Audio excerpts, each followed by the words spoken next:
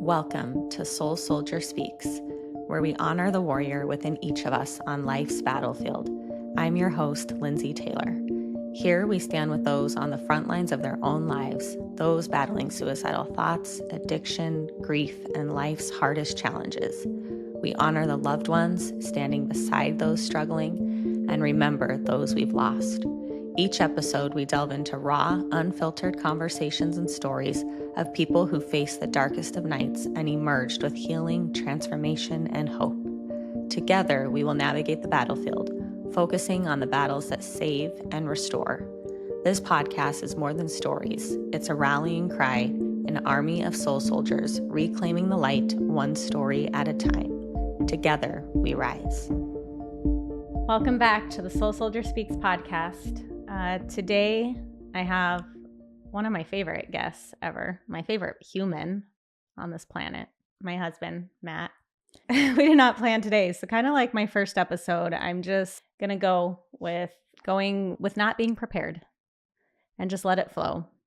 Today is a very hard day. Yes, to say the least. Yeah. So I said, you know what? We have a lot going on today. We're going to share. I wrote a book and we're going to share about that. We have the book launch tonight. But I told him, I said, I think we need to get on and we need to just talk about our story. I haven't shared our story yet.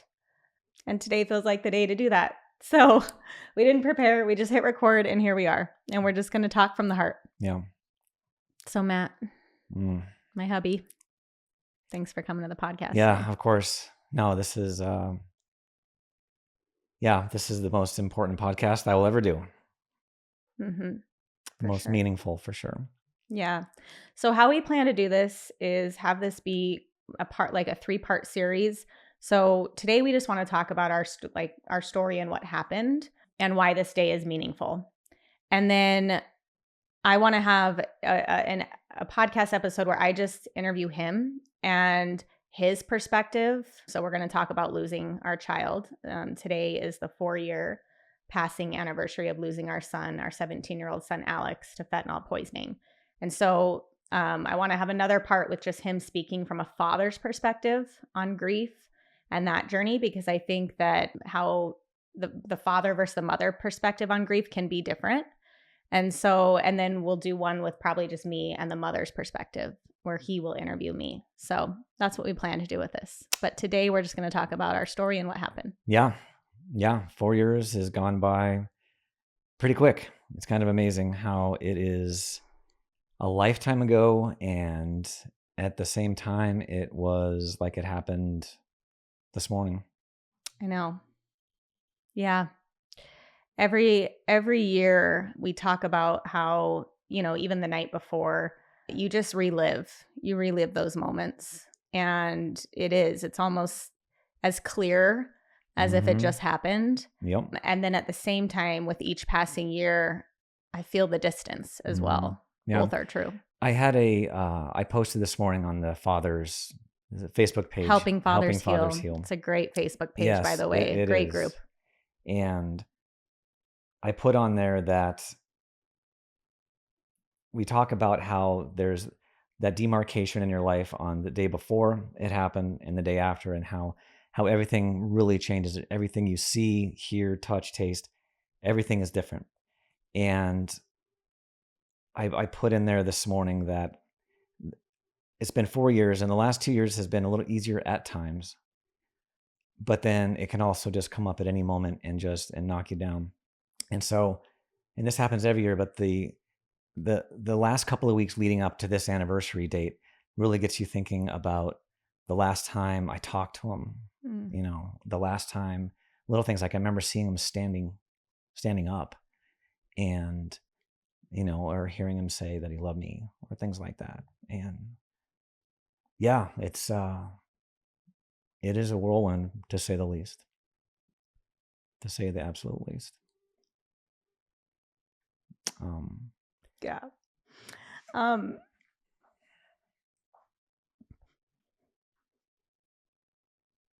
It's interesting this day. I've never had anything where you relive each hour.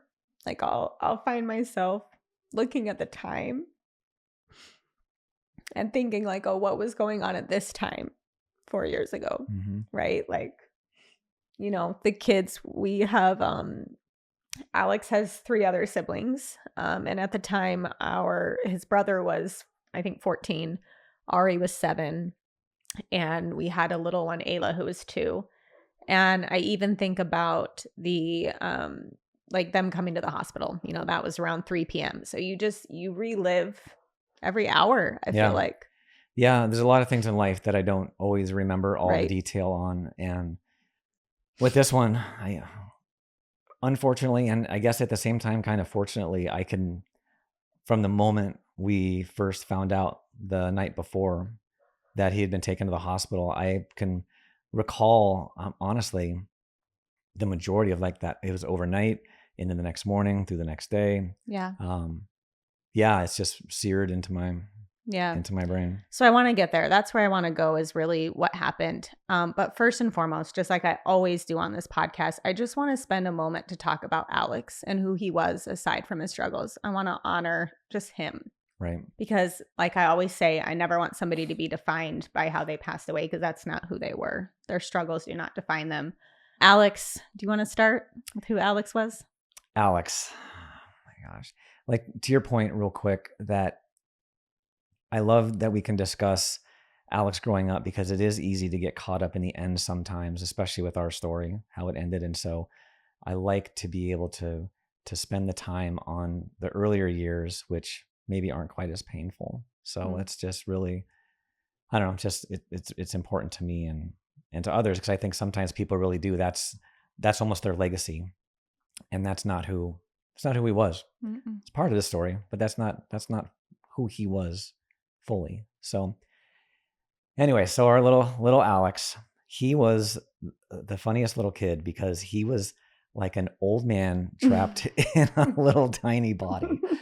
He was a grumpy old man. He was a grumpy old man at times. He was so funny with this stuff. He didn't want to admit that he liked things sometimes, and he did kind of make some things difficult at times. But when it came down to it, he was such a sweet soul, a very sensitive soul. He really did love his family, even though sometimes we drove him nuts. Sometimes we drove him nuts, for sure. He's laughing down at that right now. Yes, but yeah, he was smart. He was artistic, and he had a funny sense of humor. He had an amazing smile and laugh, and super gifted athletically with gymnastics. Pretty much with anything he did athletically, he was so gifted, and just an amazing man. Yeah, I always call him my thumb sucking, Dora loving little human. When he was little, that was like his thing. Sucked his thumb and watched Dora. Mm-hmm. That was his thing. Correct. And so when I think of the earlier years, that's etched in my mind. But Alex truly was the sweetest soul. He really did have a very tender heart, a sensitive soul. He was the type of kid that all his friends' parents loved him. So he was just such a genuine good soul and good kid. And he was super talented. His gymnastics took us all around the country. Mm-hmm. We had some of my most fond memories are traveling with him, just the trips, you and I and him, and just that special time that we got with him. And we always say this thing, and it's kind of hard to explain, but we know what we're saying when we say it, that like when Alex was on, he was on. And what that means is like, when Alex was just being himself and having fun and let loose, he was so fun to be around. Like, he was my favorite person to talk to and to hang out with. And so, and then he had the absolute best smile, like the most contagious smile and laugh. And so he was a special soul. We all are in our own ways. And when I think about who Alex really was at his core, it warms my heart. He was really the sweetest soul. I know. He was a wonderful big brother. Yeah, he really was. Very good. Him and Ari. He was very, very sweet on Ari. She's now 11, so they have a 10-year age difference. They were the closest. Yeah. Yeah. Him and Austin didn't always have the best, unfortunately. They had some rivalry They had a little bit of a rivalry going, but when it came to his little sister, he was her world. And to this day, she has his jersey on today. Oh. She sleeps in his gymnastic Yeah. shirts pretty much every night. Mhm. And she writes him letters and writes him notes, writes him songs. Yeah. She has a little shrine set up in her bedroom. Yeah. Yeah, it's They have a very special bond. very special bond. Yeah. Okay. So I think we talk about that day. We go to that day. So just to give a little context, Alex, in March of 2020, when the COVID pandemic hit, that's kind of our marker. He had quit gymnastics. Let me back up a minute. He had quit gymnastics in like May of 2019, going into his junior year of high school. He was getting really burnt out. We were sad to see that. I did worry about that, knowing Alex's tendencies, but I also didn't want him to stick in something that wasn't bringing him joy anymore. And so we ended up, he left gymnastics. We supported that. Well, he would end up having a lot more time on his hands, not that direction and discipline anymore. I think in many ways he lost a real part of his identity. Like that had been like what had That really defined was. him for many, Yeah, many he was years. gone 5 days a week at times for 3 to 4 hours a day, like no off season. Yeah, that was his life for years and years, was gymnastics. Yeah. And so he, I think that he had lost some of that purpose and that direction after he quit gymnastics. And so fast forward to March of 2020, the pandemic hits. He had started like typical teenage experimentation. And I always say, I'm not saying this is okay, but it's just a thing that young people and teenagers will do, is experiment with drugs and alcohol. And so he had got into some marijuana, like vaping with marijuana, probably like the year prior, started experimenting with some of that, but it was nothing. I mean, he was experimentation level. And of course, we always talked to him about it and discouraged it and talked to him about why, that it's harmful. And he really kind of had this idea that, you guys don't understand, we didn't get it as parents. We never understand. And, it's no big deal. It's all natural. Just kind of this idea that we have around marijuana, that it's harmless, essentially, is kind of this idea out there sometimes. And so fast forward, March 2020, he really he got into skateboarding. That was the other thing. Loved skateboarding, and it was great. And I'm glad that he found something that he really liked. Great at it, and he did good. good. Unfortunately, there is a culture associated with that, and I love skate park kids. I'm not saying that, but I'm just saying there's a culture, and so there is, vaping and smoking marijuana that's accepted in that culture. And so I don't know if that's the right word I'm using, but I mean, yeah, it is a lifestyle. Yeah. And so he had really began to get heavy into the marijuana use. And I always say we lost him to marijuana first. Yeah, that changed him. Yeah. The fentanyl stopped his heart, but the marijuana completely turned our kid into somebody we did not even recognize. Yep. Yeah. Yeah. And so things went downhill really pretty quick. It was shocking. Like Alex was never like a depressed or anxious kid. He had some deep, internal struggles. And you can read in my book, he did struggle with his biological mom not being in his life. I don't even know if I mentioned this. I'm not his biological mom. But me and Matt raised him since he was very young. And I was the babysitter before. That's a whole nother story for another day.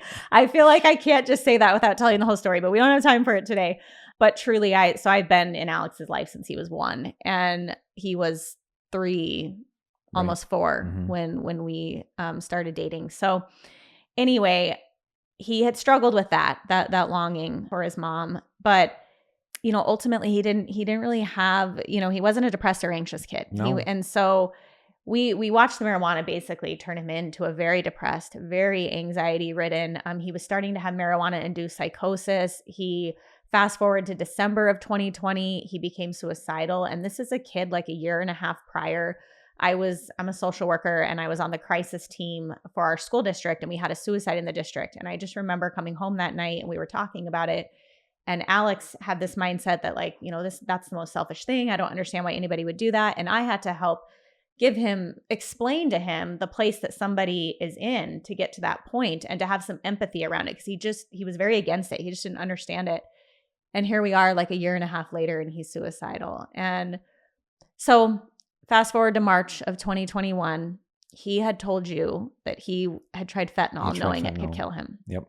He knew he had been doing some pills and acknowledged that fentanyl was in the pills, and really scared him.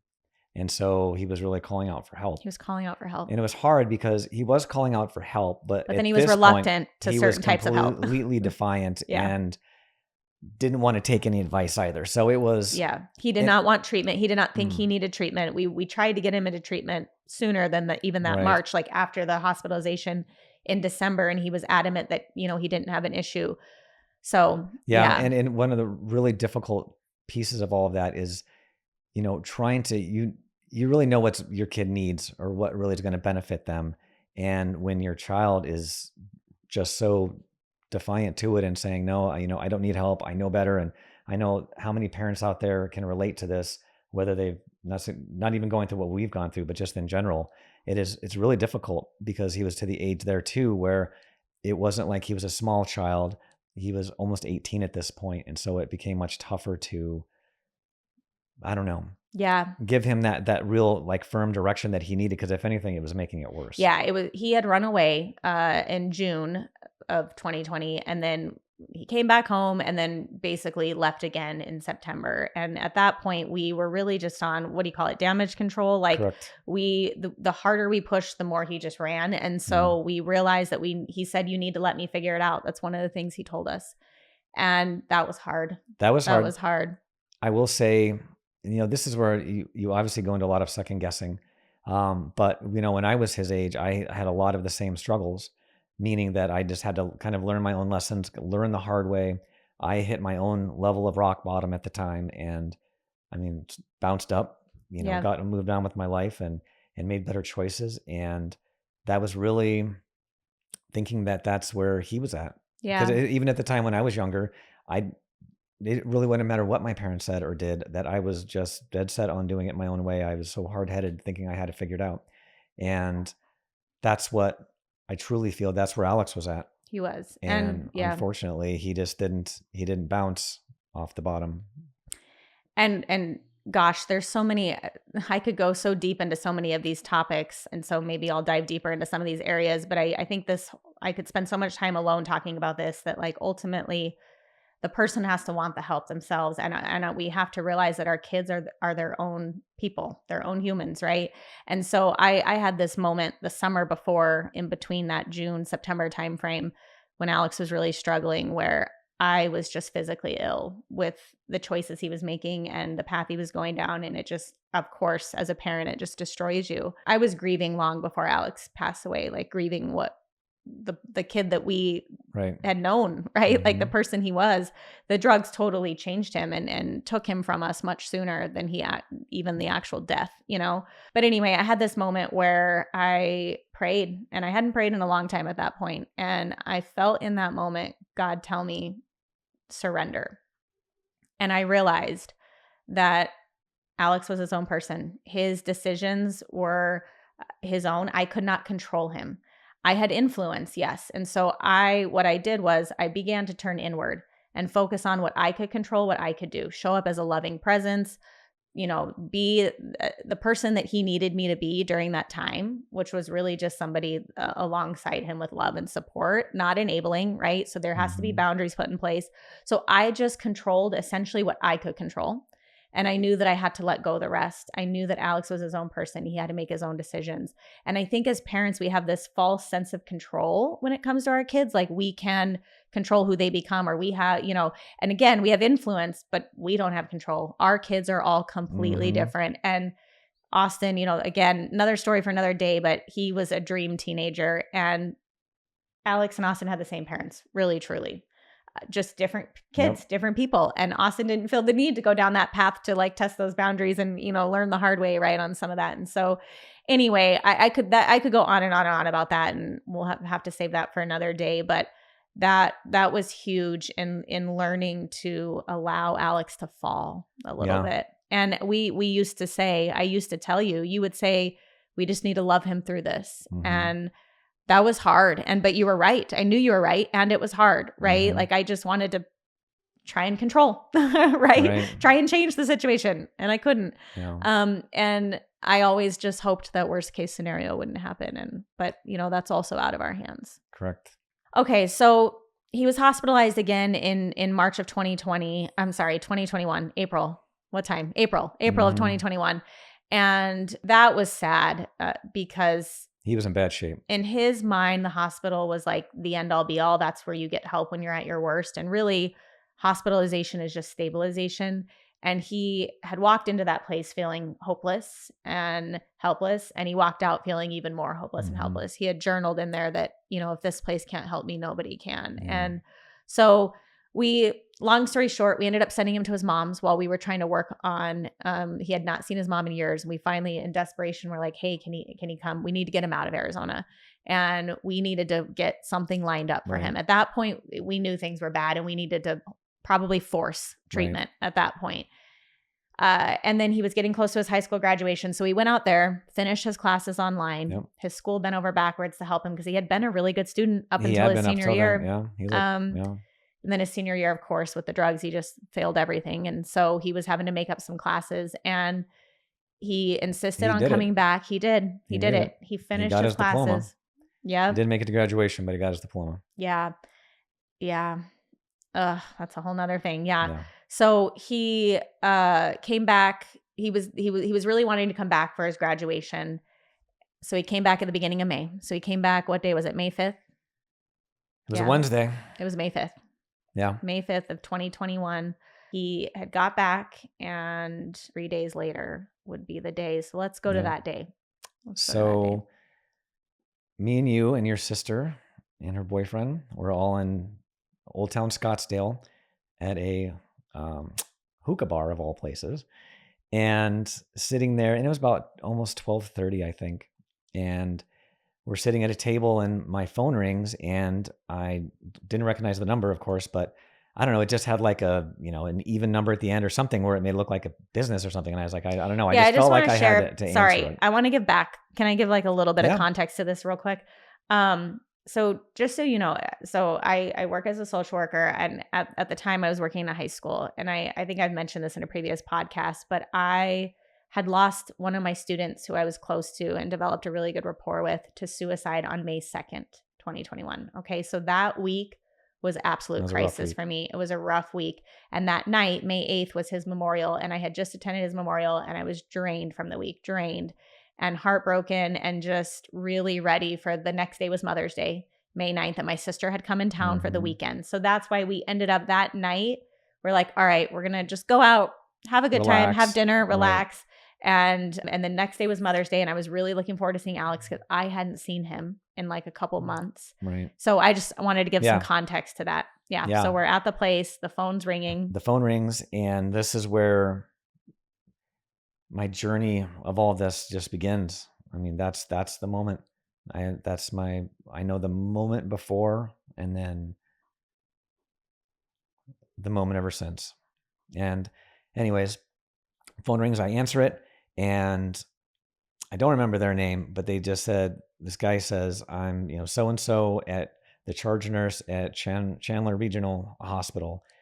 We brought your son Alex in. He had no pulse. He wasn't breathing. We performed CPR on him for 16 minutes, and we were able to get his heart started, but he's on a ventilator. He's not in good shape. We need you to come right away. So when the phone first rings and I pick it up, and he tells me that within just a few seconds, and just instinctively, I got up out of my seat and just, because we were outside on a patio, I just like flew outside, out past, away from everybody. And this is weird. I don't know. I don't know. I guess it's just weird in my story that, you see people and things like this happen, and I just like fell to the ground, and it's like something that you see like in a movie or something like that. It's just weird. I didn't try. I don't know what happened. I just know that I was like on the ground, listening. And this is where, it's interesting because we obviously had different experiences a little bit, because you got the phone, like the phone is ringing, and I remember us exchanging like a look. Like it was weird that the phone was ringing at that time. And I was like, you're like, should I answer it? And I'm like, we basically exchanged a look like, yes, you should answer it, because it was just odd, the timing. And I remember my initial thought was it was law enforcement. Like I had assumed Alex had gotten in trouble because of some of the choices he was making.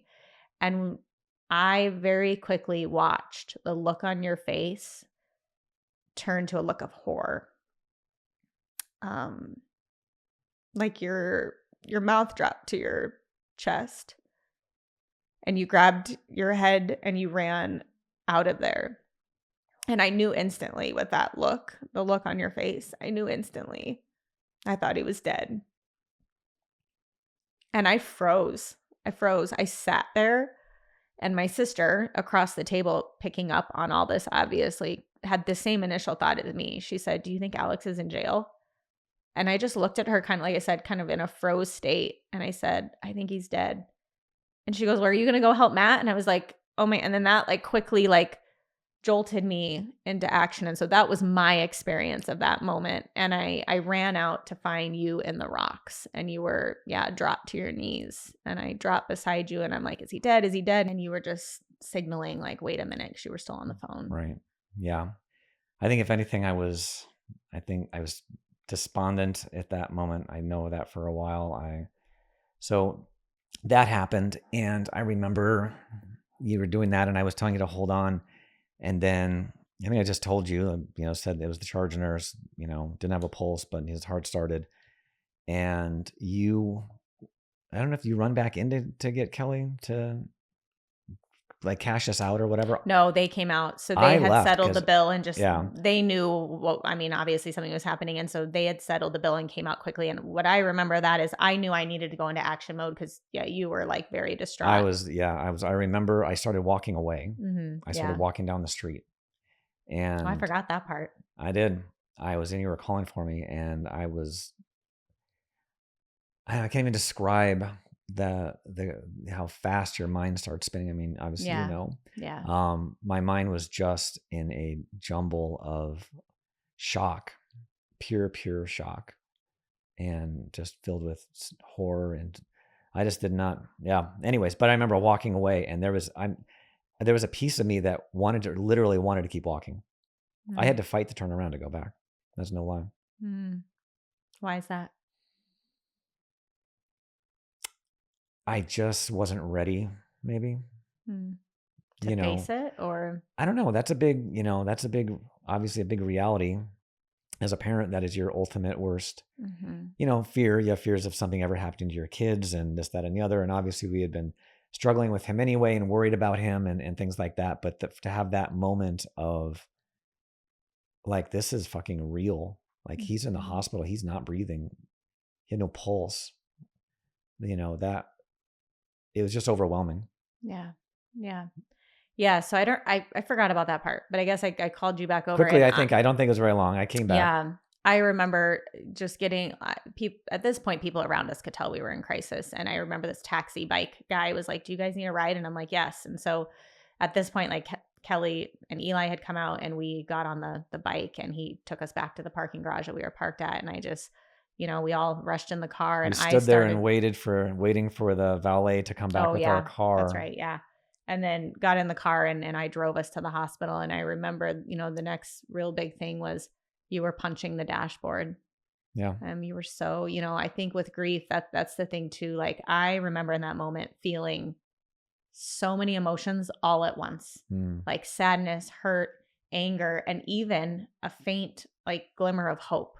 Like I felt that too. So I felt like you don't realize how many emotions you can experience in one moment until you're faced with a tragedy of that magnitude. But I think my point to that is, and the emotions are just, they're flying all over the place. And so I think anger had hit you too. Anger, rage. Yeah. Just, that was like a release for all of this emotion that was just boiling over. And so, so I messed up the dashboard on the car a little bit. Yeah. But yeah. And then we get to the hospital. Yeah, we got to the hospital. Alex's friends were sitting outside. We had no idea at that point what had happened. I just remember, me and my heart. Like I just remember I didn't even really know these friends very well. They obviously weren't great for him. And I say this again, I have love in my heart towards them. So they were teenagers facing their own struggles. So that was how I felt. Like when I walked up, I couldn't imagine what they were going through. We had no idea what had happened at that point, but I couldn't imagine how they felt too. Right. And so I hugged them. I remember. Yeah. I know you were kind of. I was ready to get inside. Yeah. So we walk in, and they take us back to that room. They immediately took us back to that little waiting room, and we sat in there. It was a few minutes. It wasn't too long. To wait for the charge nurse to come in. And at that point, I thought since they stuck us in that room that's where they were going to come tell us that he was already dead. So that was what I remember. I kept saying, I was like, I think he's dead. Yeah. And I that was where I had like this. You had more hope at the I had moment than hope. I did. I was like, let's just wait. Let's just Right. wait in here. Like I really did have some hope at that Right. moment. Then he came in and he told us the situation. They said that his friends had found him and brought him in. His friends had found him at a park. Was the story. Found him at a park, and obviously that's a whole nother. Yeah, it's a whole nother thing, but that was not truthful. We found out later. Mm-hmm. Just said, yeah, he said, this really doesn't look good. Mm-hmm. He does have a pulse. We're going to bring you back to see him, but be prepared because he's on a ventilator and all that kind of good stuff. And so, yeah. So he had told us like what to expect, and I just remember that walk to the room. Yeah, and then walking back there and actually turning the corner and seeing him in there on that.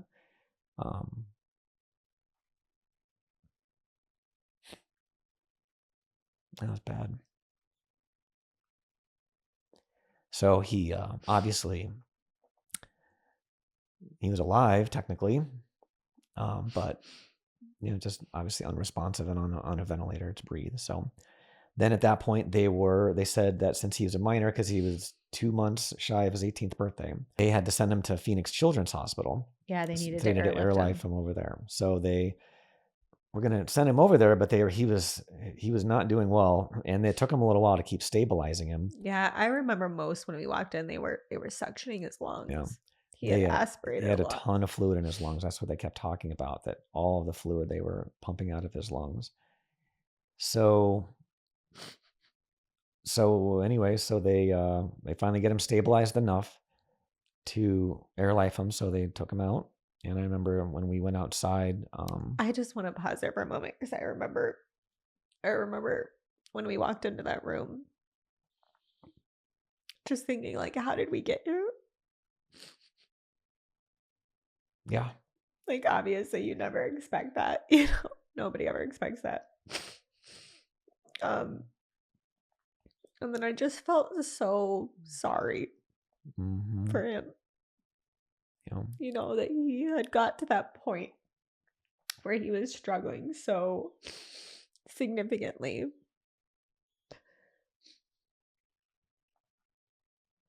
So I just I remember, I should have got tissues for this. I remember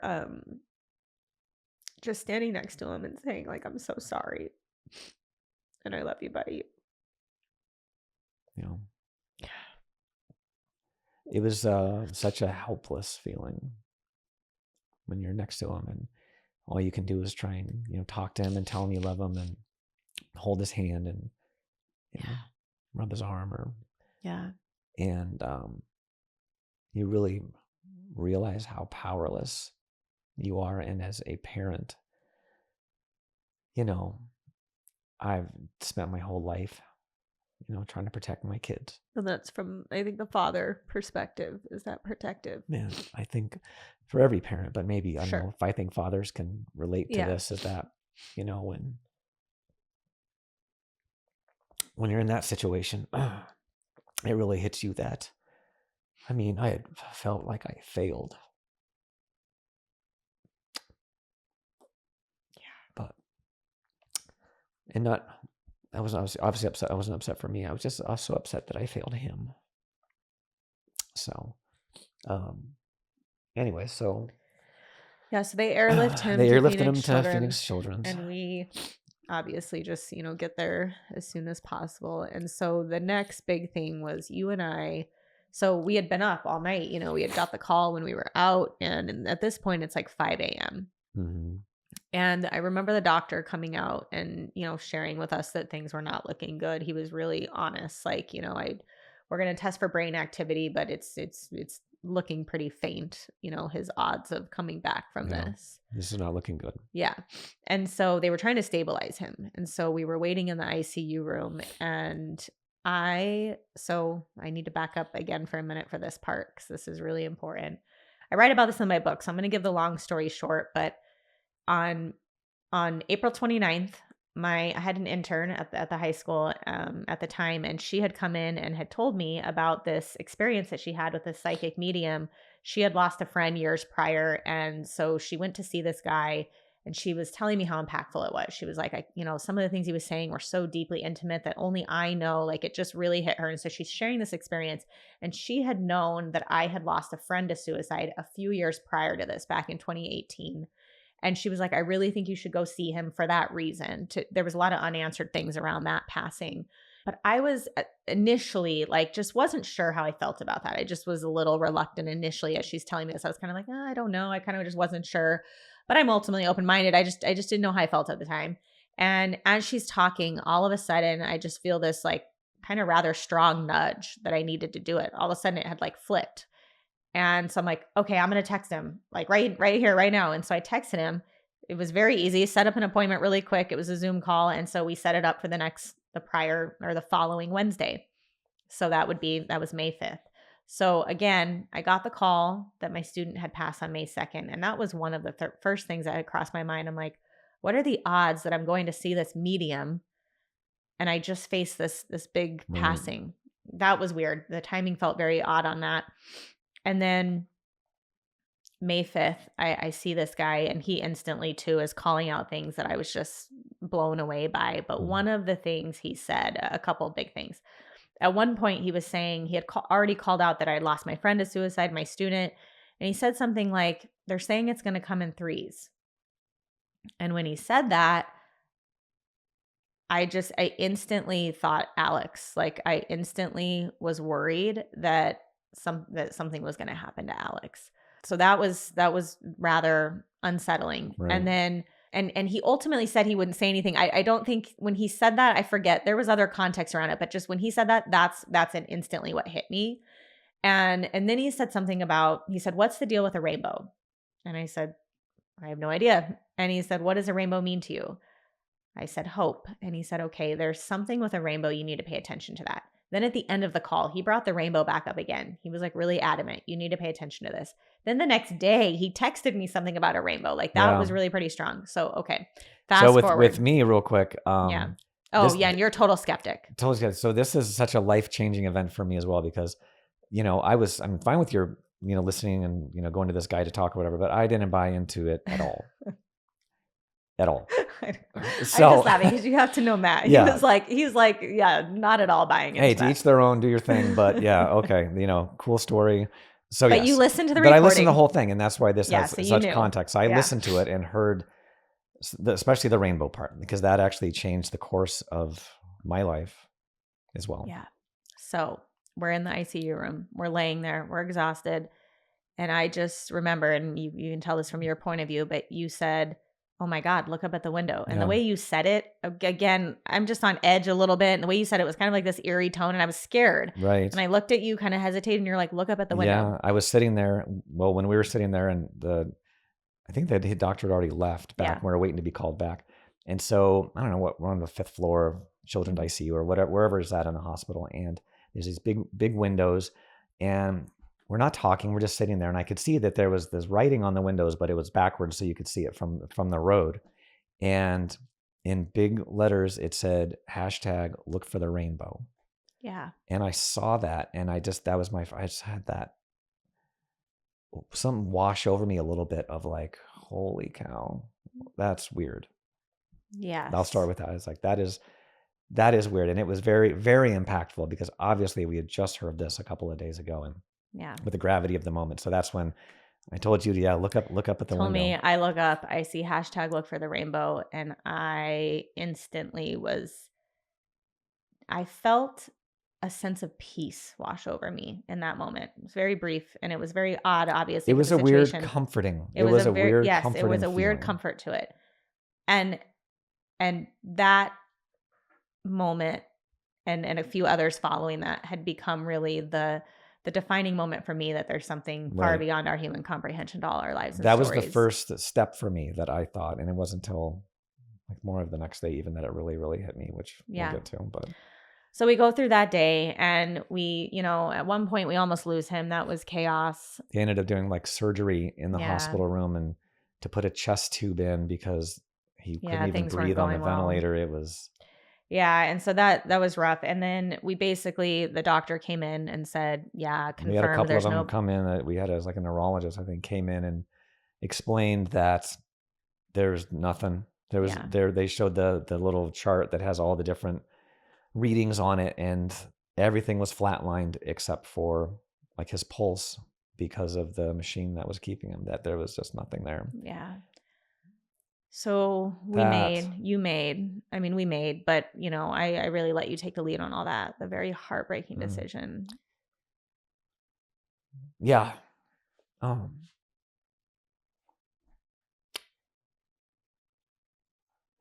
Having to mouth the words and tell the doctor that it's time to shut him off.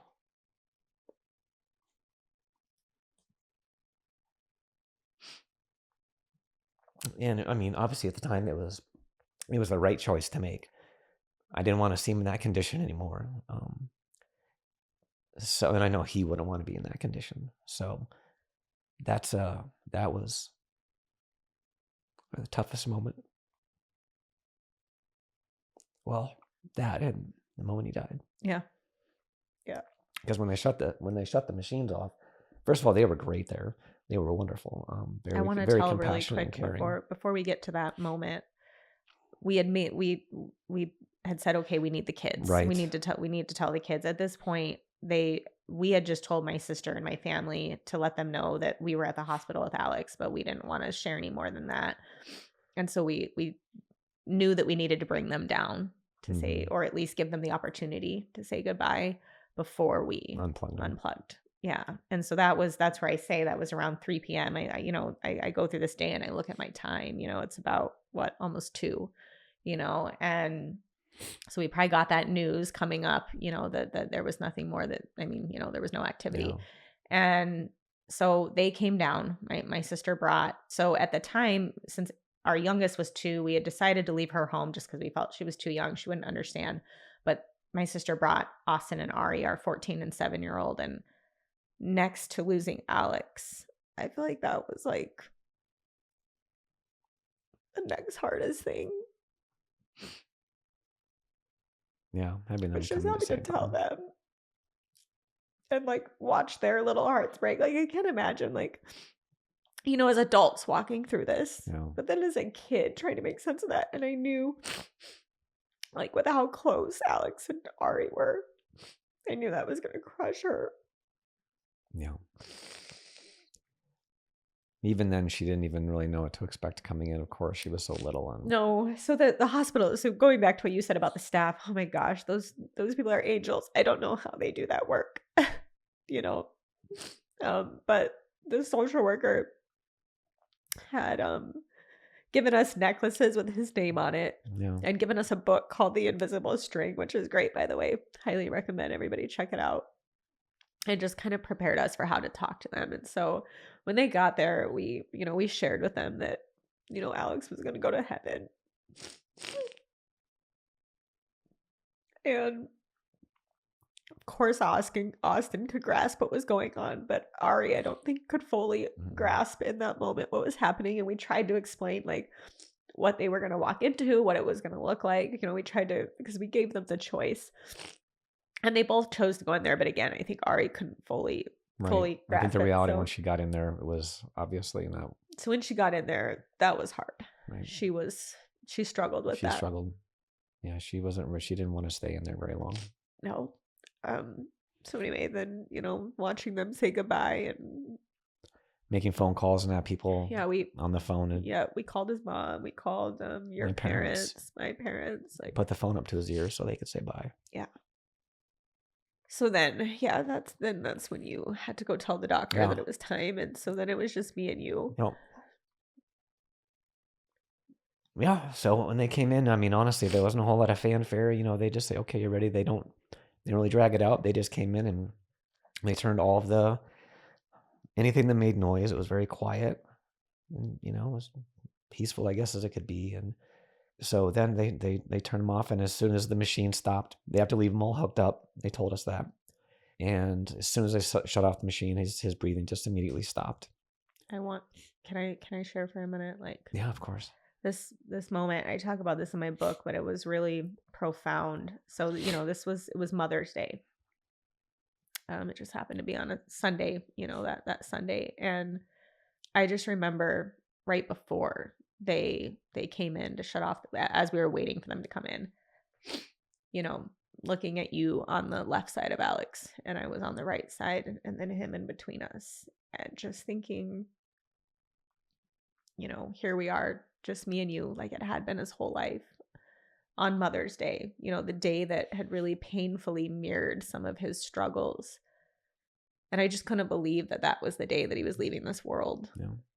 And I felt for him that, and I talk about this in my book, like all the grace and respect and love in the world for his mom too in this, because, she's had her own struggles that have prevented her, from being able to be there for him in the way that he needed. And so I just want to honor her in this story as well. But, she wasn't able to be there. And here he was, it was just me and you again by his side. And we had did that rose ceremony, and I won't go into all this. I mean, again, I talk about this in my book, but when you and I got married, I had given you a white rose. We had given each other a white rose as just like a forever commitment to each other. And then I had given the boys a yellow rose, which symbolized my forever love and commitment to them. Like I vowed to be there for them unconditionally and to love them for the rest of what I thought would be my life. Right. And so every year I would give them a yellow rose on our anniversary.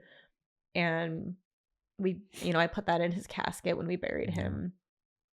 And I just had that moment, like standing there thinking, like, here we are, just me and you, like I had vowed to do what I thought would be the end of my life, but here we are at the end of his life. And it was just, that was a very impactful moment too, to think about like that day and it being Mother's Day and just kind of the symbolism around all that. Right. So I had all that before. And then, we go into the moment of them. Yeah. So then they shut him off, and that was hard. That was hard. This was it was traumatic. That's a very traumatic. It actually wasn't a peaceful. It's not as peaceful as you think, because when he stops breathing, but his heart was so strong. Yeah. So the heart doesn't stop right away. The heart, basically, he suffocates. And so I was sitting there with him, and I kept my hand on his chest. And I was freaking out. I was asking you why I wasn't stopping. Like it was so, but I remember feeling like so much anxiety actually, that it was like his heart was like pounding. And I just felt so compelled to like leave it there, because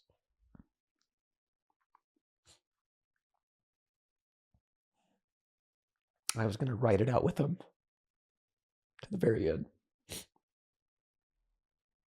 And, it pounded for a while. And anyway, then it just slows down, and then finally it just fainted away, and that's it. They came in and they verified that, he was gone, and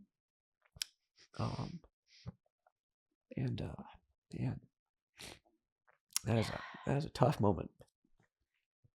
So then they left us there for a while so we could just sit.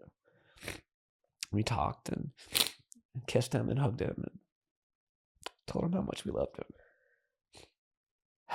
And then that is the transition from that into, when you're done. Yeah, it's the way we talk about this. Okay, like you just leave the hospital, like you just walk out, right down the elevator. I remember walking through the hospital out to the car, and it's like, what just happened? Because this is all like, I know. This was not a long period of time. This all happened in, it took most of the day, but like, well, obviously it's a blur. And like in that moment, when your child's heart stops, your world stops. Yeah. But you realize when you have to walk out of there, the world keeps going. The world's still going. The world didn't stop. Our world stopped, but the world didn't stop. And so it was like weird. It was like almost like I didn't know what to do. Like we're like, what do we do now? Oh, it's time to leave. Like it's time to walk out of here. Right. And like walking out of there was the most like empty feeling I've ever had in my entire life. Yeah. It really was. Yeah. Yeah. This is the But that is our day, and that's why we're here now. And it's May 9th, 4 years later. It is May 9th, and today's a big day. It is. For many reasons. Yeah, so I want to get to hopeful part of this story. I just want to share this last 4 years has been quite the journey. And right before Alex passed away, God reached out to me in the most I don't know, crazy, undeniable way. And I would end up, that having that experience with that psychic medium that changed everything. And then I ended up getting involved with this church group that, again, I was not searching or seeking. And that would become everything I didn't know I needed. And it's just, in hindsight, looking back at all that, it was such a turning point for me. And it really held me through my grief and helped me to understand again that there's something far beyond our human comprehension to all our lives and stories, and that there is purpose to our pain. Like, there is something to all of this, and we can't, in our human understanding, we can't always understand it, but there's been so much on the path. I mean, so the next night, we didn't share this, but the next night after Alex passed away, you were going to tuck I was Austin in tucking bed. in, We'll share that real quick. I was tucking in Austin, as I do every night. I still do to this day. And he's 18. Yeah, he's 18. So in putting him in bed, this is the day after, and I pull back the covers because he's getting in bed, and on there's this little piece of like a piece of paper that had been ripped off a page, and in crayon is the word rainbow. And I picked it up and I looked and I was like, where did this come from? And he said he had no clue. He had no clue. He had no clue any of this rainbow reference or anything. He's like, I think Ari was writing her colors. Yeah, and he's like, she's writing her colors or something like that a while ago. And he's like, I don't know how it got in there. And I kept that piece of paper, obviously. We have no idea how that little piece of paper ended up in the bed that night. And that, again, just was so, I was just blown away by the whole thing. And more a story for another time for me, because I want to focus on your book for today. But for sure. And then, 2 weeks later was his high school graduation. And that was just an absolutely, another devastating day. I mean, that was so hard. Here we were, like, sitting in the stands of just like excited parents, and Alex's cap and gown was draped across his chair, and we're just grief stricken. Mm-hmm. Like, we're surrounded by so much joy and happiness. And I just felt like I don't even know how to There's many describe terrible moments of this process, but that's one of the ones that really sticks out. And that was one of the most difficult things. The next day, I was feeling very just broken, heartbroken. And I was going to pick up his cap and gown. And I was at a school, got out of the car, turned the corner, and the car next to me had a rainbow sticker in the back. And again, it was another one of those moments where I just, like that ICU moment where I felt like this sense of peace wash over me. And I just felt held in that moment. And so the rainbow would continue to be very significant, and I share all about that in my book. But yes, let's end with talking about where we are 4 years later. Well, let me read. I'm gonna read what I wrote today. I'm gonna read something that you wrote today, because we have the book launch tonight. So this is I can't believe, again, divine timing throughout all of this last 4 years too. The fact that my book, like, it just happened to time out where I was done writing it and editing and all that right around this time. So to launch it on this date is just wild. I mean, again, didn't necessarily plan that. It just timed out that way. So now I'm make sure I can pull it up here. This day has, like, today, I feel like it's different than the other, I don't even know what you call it, anniversary, passing day. Like, so what we've done each year, the first year we went to Vail, he's buried in Vail, beautiful, very meaningful place to our family. Mm-hmm. So that's a whole nother very meaningful thing. But the first year we went to Vail, and then the last 2 years he loves Buffalo Wild Wings. So we would go to Buffalo Wild Wings as a family. He loved Harry Potter. So we turned on a Harry Potter movie and we just watched that. And but today I am launching my book. It's all for individuals struggling with thoughts of suicide, addiction, grief, and life's deepest challenges. And so I share my story, but then it's also a guide for others to help them through theirs. And I share stories of people who have overcome these battles. And so anyway, this day, today it feels different. There's some meaning. Yeah. So here's what you wrote. 4 years ago, Mother's Day, a day forever etched in the depths of my soul. The day everything changed, the day we lost you. Losing a child shatters you. It breaks every law of nature, every assumption about how life is supposed to go. But somehow it also reveals sacred truths about love, about pain, about God, and about the fragile, fierce beauty of what truly matters. My soul had to descend into the darkest valley, the deepest cave, And from that place where death and despair tried to bury me, I rose. I rose a soldier, not by choice, but by necessity. A soul soldier of God's battlefield, called to carry light into the world's darkest corners. God has held me in the most intimate ways these past 4 years.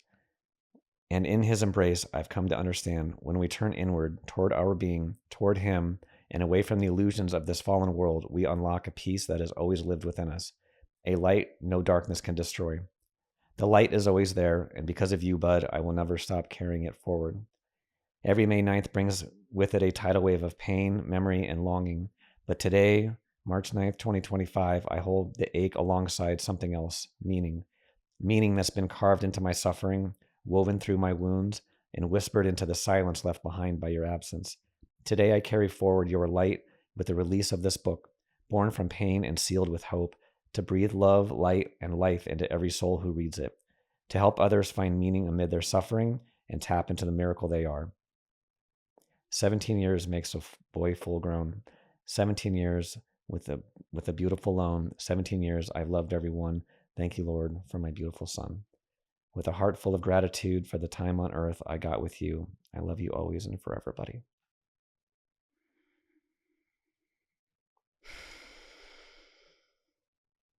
Yeah, very well said. All very true. Yeah.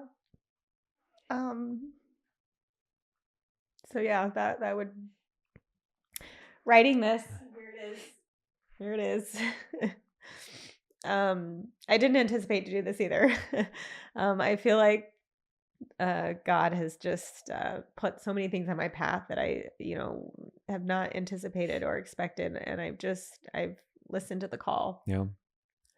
And watching you've really poured your heart and soul into this book. Yeah. Yeah, this was not easy to write, This obviously. yeah. Having a hard time talking today. But it's also very hopeful. So yes, it does talk about the hard that we've gone through, but also, like I said, the rising above that and the light that, yes, we face these battles in life, and it's hard and it's difficult, but there's a light that saves and restores. And so I really want people to realize that they can overcome their battles. And I think about losing Alex and losing my student and losing my friend to suicide. And I lost my brother. We didn't even say that, to a fentanyl. Well, it was essentially fentanyl in August of 2020. I mean, there was a combination of drugs. That's why I say essentially. But, so many people have lost their battle. But I've realized that the battle was actually never lost. Their love and light is living on. And I'm sharing this because I want to save lives. And actually, it's not me. I want to be very clear. I think I'm just the vessel for this. But I think that this is part of my purpose. And in experiencing all of this is to take my professional experience mixed with my personal and really bring light and hope to life's darkest battles, to help people survive and learn how to not just survive, but to live a life that they desire. Because there is a light that saves. It's within us always. We just need to uncover it. So this is my rising, and it's helping other people rise too. So I'm just humbled, I don't know, to be here in this seat and to bring this book to the world and into life. And so it's on Amazon. Check it out. And thank you, babe, for doing this today. Yeah. Well, a couple of things that there's no one else in this world I'd rather have gone through this journey with than you.